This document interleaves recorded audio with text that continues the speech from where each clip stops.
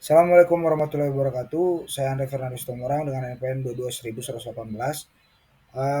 Di sini saya akan mempresentasikan tentang logical fallacy terkait dengan mata kuliah penalaran hukum. Saya akan menjelaskan sedikit pengantar logical fallacy dalam penalaran hukum. Dalam studi penalaran hukum, kemampuan untuk membangun argumen yang kokoh dan mengevaluasi validitas argumen pihak lain adalah keterampilan yang fundamental. Salah satu hambatan utama dalam mencapai penalaran yang akurat adalah keberadaan logical fallacy atau sesat pikir. Sesat pikir sendiri adalah kesalahan dalam struktur atau konten argumen yang membuatnya tampak valid namun sebenarnya tidak. Memahami dan mengidentifikasi sesat pikir sangat krusial agar dapat menghindari kekeliruan dalam penalaran mereka sendiri dan efektif dalam membongkar kelemahan argumen lawan. Logical fallacy dalam penalaran hukum. Mengapa penting mempelajari logical fallacy? Membangun argumen hukum yang kuat dengan memahami sesat pikir, Anda dapat memastikan bahwa argumen hukum yang Anda bangun bebas dari cacat logika, sehingga lebih persuasif dan sulit dibantah. Selanjutnya menganalisis dan membantah argumen lawan. Dalam praktik hukum, Anda akan sering dihadapkan pada argumen dari pihak lawan, di mana Anda mampu mengidentifikasi sesat pikir dalam argumen mereka, memungkinkan Anda untuk membongkar kelemahan argumen tersebut secara efektif. Pengambilan keputusan yang objektif, hakim, jaksa, dan pengacara perlu membuat keputusan berdasarkan penalaran yang logis dan bukti yang kuat. Mengenali sesat pikir membantu mencegah bias dan memastikan objektivitas dalam pengambilan keputusan hukum. Lalu selanjutnya ada etika dan integritas profesi. Menggunakan sesat pikir secara sengaja untuk menyesatkan pengadilan atau pihak lain adalah tindakan tidak etis. Pemahaman tentang sesat pikir mendukung praktik hukum yang berintegritas. Lalu jenis-jenis logical fallacy yang relevan dalam penalaran hukum. Yang pertama di sini ada ad hominem atau menyerang pribadi, di mana menyerang karakter, motif, atau atribut lain dari seseorang daripada menyerang substansi argumennya.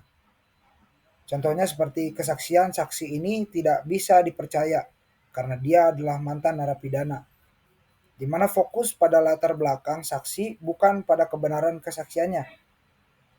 Implikasi hukumnya, relevansi kredibilitas saksi memang penting, tetapi serangan ad hominem yang tidak relevan dengan substansi kesaksian dapat menyesatkan.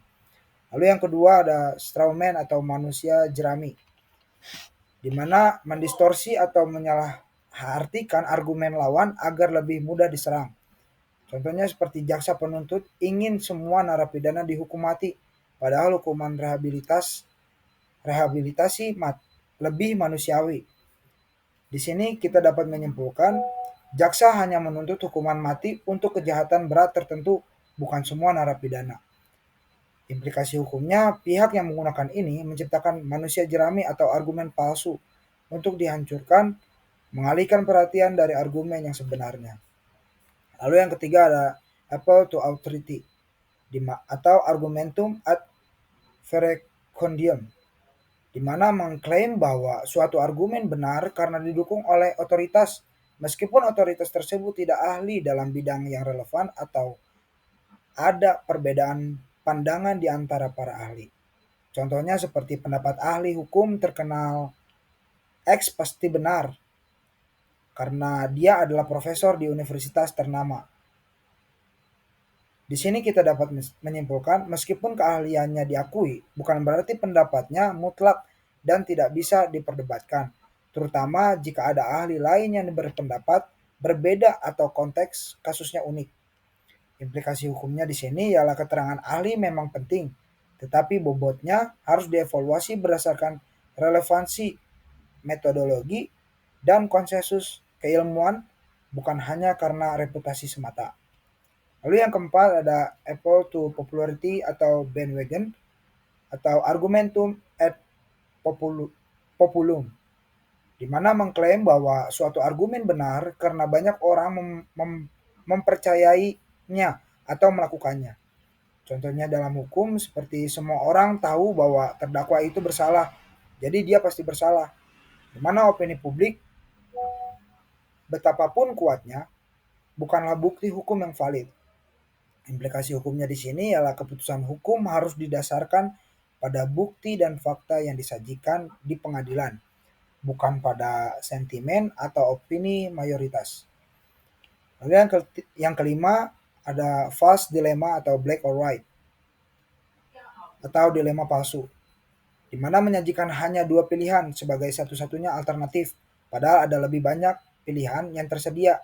Contoh dalam hukum seperti jika Anda tidak setuju dengan putusan hakim, berarti Anda mendukung kejahatan. Di mana di sini kita dapat menyimpulkan bahwa mengabaikan kemungkinan bahwa seseorang mungkin tidak setuju dengan putusan tetapi tetap menentang kejahatan atau memiliki alasan lain. Implikasi hukumnya di sini ialah dalam hukum seringkali ada banyak nuansa dan pilihan di luar hitam atau putih yang perlu dipertimbangkan. Selanjutnya yang keenam ada slippery slope atau lereng licin, di mana mengklaim bahwa suatu tindakan kecil akan secara otomatis mengarah pada serangkaian konsekuensi negatif yang ekstrim tanpa bukti yang memadai. Contohnya, jika kita membiarkan terdakwa ini bebas, maka nanti semua orang akan melakukan kejahatan serupa dan masyarakat akan kacau balau.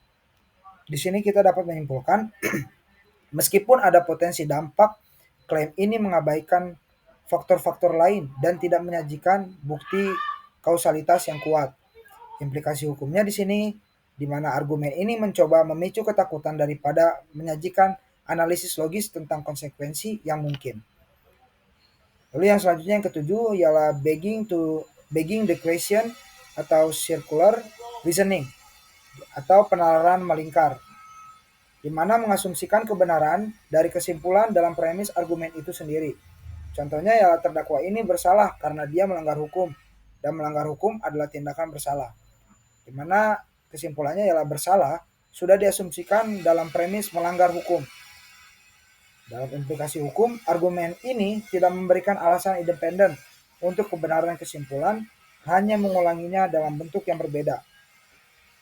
Lalu yang terakhir ialah appeal to emotion atau argumentum ad passiones, di mana memanipulasi emosi pendengar untuk memenangkan argumen daripada menggunakan penalaran logis. Contohnya ialah, saya mohon yang mulia membebaskan klien saya. Bayangkan saja penderitaan keluarganya jika dia dipenjara. Di sini kita dapat menyimpulkan meskipun simpati mungkin ada, keputusan harus berdasarkan bukti dan hukum, bukan hanya emosi.